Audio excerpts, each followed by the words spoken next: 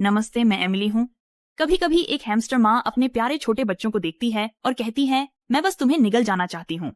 सिवाय इसके कि यह किसी प्यारे तरीके से नहीं बल्कि एक तरह से है, ये वास्तव में खत्म होने वाला है।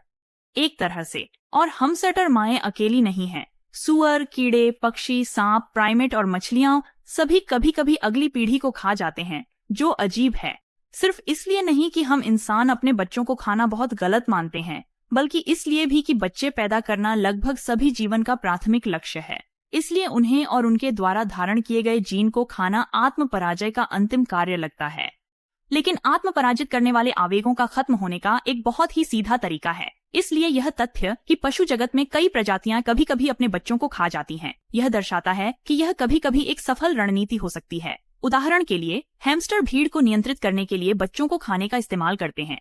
8 या 9 पिल्लों वाली मादा औसतन उनमें से 2 को खा जाती है। वैज्ञानिकों ने इस कूड़े में कुछ पिल्ले जोड़ने की कोशिश की है। हमस्टर माँ 4 खाती है, लेकिन जन्म के दिन कुछ पिल्लों को हटाने से नरभक्षण को शुरू होने से पहले ही रोक दिया जाता है। यह सुझाव देते हुए कि एक हमस्टर माँ अपने बच्चे को खा सकती है, ताकि उसका कूड़ा इतना छोटा रहे कि वह बचे हुए बच्चों का भरण पोषण कर सके और यह सुनिश्चित कर सके कि वे बड़े होकर अपने जीन को आगे बढ़ा सकें। अन्य जीव जैसे लंबी पूंछ वाली सन स्किंक अपने बच्चों को केवल आपात स्थिति में ही खाते हैं। जब शिकारी बार बार माँ के अंडों को खाने की धमकी देते हैं, तो वह उन्हें पहले ही खा लेती है और खुद ही सब खा जाती है, जो वास्तव में समझ में आता है। अगर अंडों को किसी का भोजन बनना तय है, तो उन्हें अपना भोजन बनाने से माँ स्किंक को प्रजनन के दूसरे दौर के लिए तैयार होने में मदद मिलती है। और कभी कभी बच्चे बीच में आ जाते हैं, इसलिए उन्हें जाना ही पड़ता है। नर सैंड गोभी थोड़े समय में कई मादाओं के अंडों को निषेचित करता है और एक घोंसले में उन सभी की देखभाल करता है।